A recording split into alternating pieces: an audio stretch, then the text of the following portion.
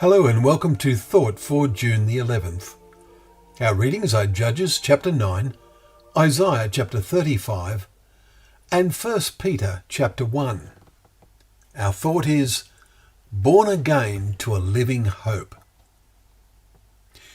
What a contrast there is between our readings in Judges chapter 9 and all the conflict and resultant deaths it describes caused by Abimelech and the living hope of which Peter writes at the start of his first epistle.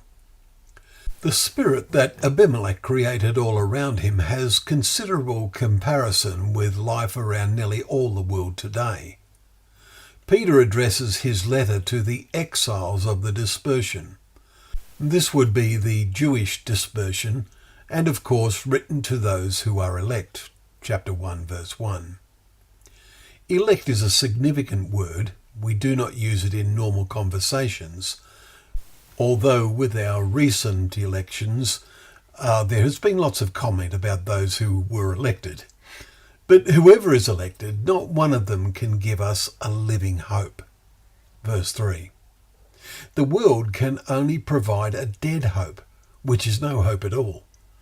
This life is all there is, and how short may this become as the human pathway appears to be going more steeply downhill into utter godlessness. Remember what we read yesterday in James chapter 5 verses 1, 5 and 9. Weep and howl for the miseries that are coming. You have lived in luxury and in self-indulgence.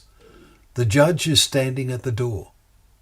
Very few years after James wrote this, the nation came to an end and Jerusalem was destroyed. In contrast, Peter tells his readers, the believers, that God has caused us to be born again to a living hope through the resurrection of Jesus Christ from the dead, to an inheritance that is imperishable. Verse 4. Peter then says this inheritance is kept in heaven for you, ready to be revealed in the last time. Verse 5. Those who read the scriptures carefully know that genuine believers do not go to heaven to receive it. The last chapter in the Bible, verse 22, says, Behold, I am coming soon, bringing my recompense with me, to repay each one for what he has done. The recompense, or reward, is given to believers on earth. Jesus taught, Blessed are the meek, for they shall inherit the earth. Matthew 5 verse 5. Let us make sure we have been born again to a living hope, a spiritual rebirth, which we outwardly witness by our baptism.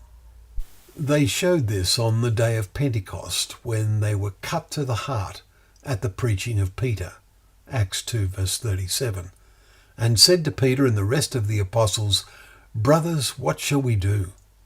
And so they went down into the water and were born again to a living hope. There are increasing signs that the coming of Jesus is close, and then he will repay each one for what he has done.